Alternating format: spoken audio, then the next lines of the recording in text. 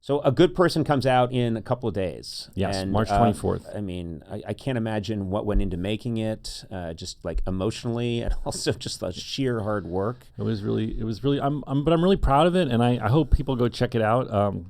It's a struggle to get people to go to the theaters these days. So here's my blatant ask to go check it out in the theaters. It's beautifully shot by an amazing cinematographer, and I really do believe they both give pretty outstanding performances. Yeah, they do. You know that because you saw it. I do know that, and also if it helps, I'm putting a brand new microwave oven, still in the box, under one of the seats in one of the theaters. This thing retails for like $160. I didn't say it was a good microwave. So when oven. you're in the theater, make sure to look under your seat. Yeah, just briefly, but don't keep your eye on the screen. And how are you right now? Are you now that this process is done? You're in a good place. I am in a good place. I have a lot of fun stuff happening. I directed an episode of Bill's new show, Shrinking, which I'm really proud of. I think it's a really good show. And releasing this movie, which has been my baby for so long. It was ready to be released at the end of last year, but Florence had 2 other big movies come out, and so we decided to hold it for the spring. Right. So it's been holding something you're proud of that you want to share with the world back for so long now it's finally coming out. So it's really exciting. Yeah, that's the thing that I say I can't. I'm in the. We think of it, it's gone. But what about The Simpsons? I mean, there's an. Oh, that was different. That was. You had to really. You knew you had written a funny joke, and you had to wait like how long to see it? Yes, I know. That was a different experience, but that was so long ago. I mean, Simpsons fans will come up to me and talk to me as if I just finished working on the episode that I worked on that they liked, and I have to explain to them because they're so young that I'm. They think you wrote it like recently, or else they don't really. They just think, oh, so. They're quoting lines from things, and I'll think, I don't know what you're talking about. It's like telling a Confederate soldier who's like 98. You remember that in that first battle? I'm like, no, I don't. I don't remember. It was so long ago. I should have said Union. I know. I was really confused about your choice of a Confederate. Well, I just going to remind them of. Can I just say, I just like the cap they had. That cap was a good cap. Yeah, the Union guys had those too. Yeah, I mean, no, they were blue. I like a gray cap. Okay. A blue cap is too strident. I just like the world where you're going and chatting up old Confederate soldiers. Yeah, I want to see that They've podcast. got stories to tell. It sounds like a podcast to me. Yeah, let's they're do a it. much better guest than me. Yeah.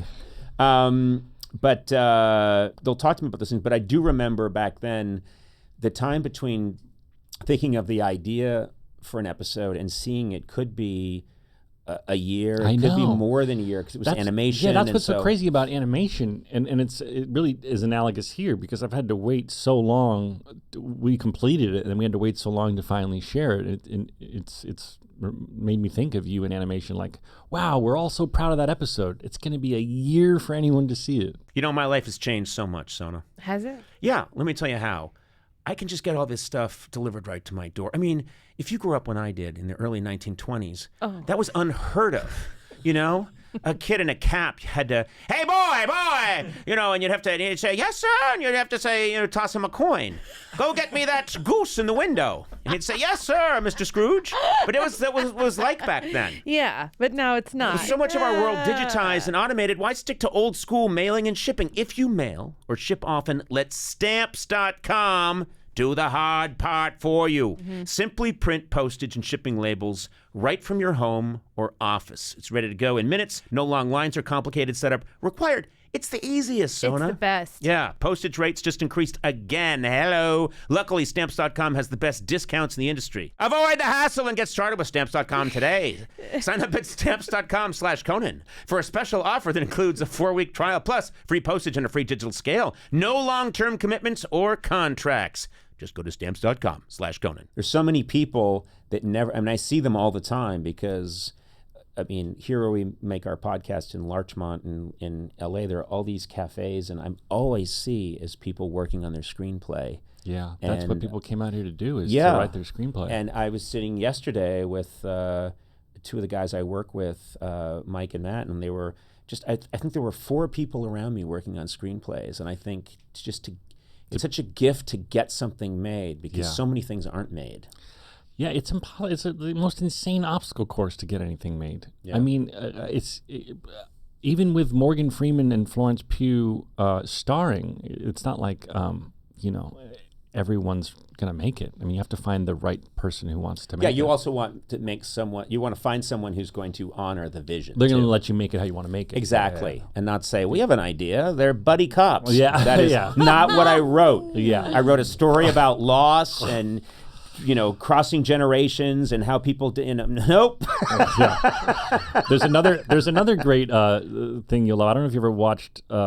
There was a spoof of the pilot making process called The TV Set with David Duchovny. Did anybody ever see that? I think I did see that.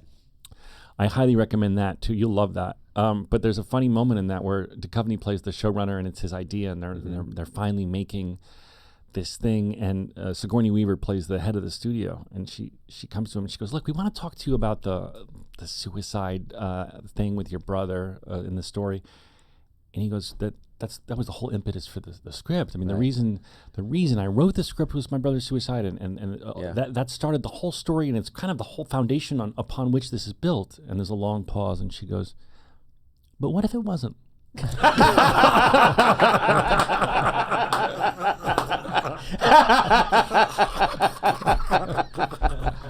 Well, Zach Braff, congratulations on a good person and on an excellent career. Thank you. And thank you for being so supportive of me. Through all the years, you've always been a cheerleader of mine, and I really genuinely appreciate that. Well, since the first time I saw you, I thought this guy's really funny, and you have such a great energy and spirit, and I'm proud of what I'm proud. It's so funny because I'm older than so many of the people that I interview, including Patrick Stewart. As they get younger, I get older. I do when super young people came on my late night show, and I liked them, and then they go on to challenge themselves and do cool things. I always take a little bit of like, oh, good for you, as if you were my son. Well, you can say that, and you can say proud, because you knew me right when I was wide-eyed and beginning, and I'm your Orthodox father. Oh. This is the weirdest version of Star Wars. What a twist. You didn't see that coming. Luke, I'm your Orthodox father. Your Orthodox father.